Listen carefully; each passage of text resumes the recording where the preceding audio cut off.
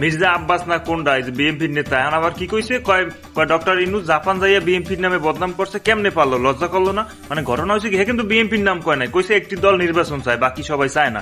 এখন ঘটনা হয়েছে ওই যে কয় যে মোকো গাছের কাঁঠাল চোর এনেছে, কাঁঠাল চোর ধরতে হবে, কেমনে ধরবা? কয় এখানে সব লোক বলাও, লোকজন এলাকার সব বলাইছে, কয় যে কাঁঠাল চুরি করছে হ্যার মাথায় গুল লেগে রয়েছে, উঠে একজনে মাথায় হাত দিয়েছে, ধরা খাই গেছে চোর। আর বিএনপির অবস্থা হয়েছে যে হেরম, যে কাঁঠাল চুরি করছে হের মনে ডর, হের মাথায় গু আছে, কিন্তু নাম কয় নাই, কিন্তু হে বুঝে নিচ্ছে যে হ্যাঁ কইছে, কারণ ওরাই চায়, ওরা ছাড়া তো কেউ চায় না, বাংলাদেশে কেউ চায় নির্বাচন।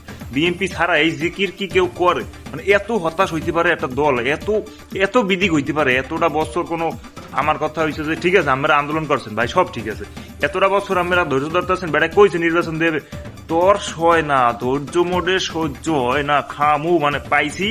মানে এখন নির্বাচন দিয়ে যাই মাহি কোনো কায়দা একটু মানে ক্ষমতা আইলি তো খাওন, ইস মানে আইলি খাওন, এই খাওন না খাইয়ে মরতে চায় না কেউ, মরবে কিন্তু প্রত্যেকটা মরে দেবে, যে সবগুলো এর মতো অবস্থা।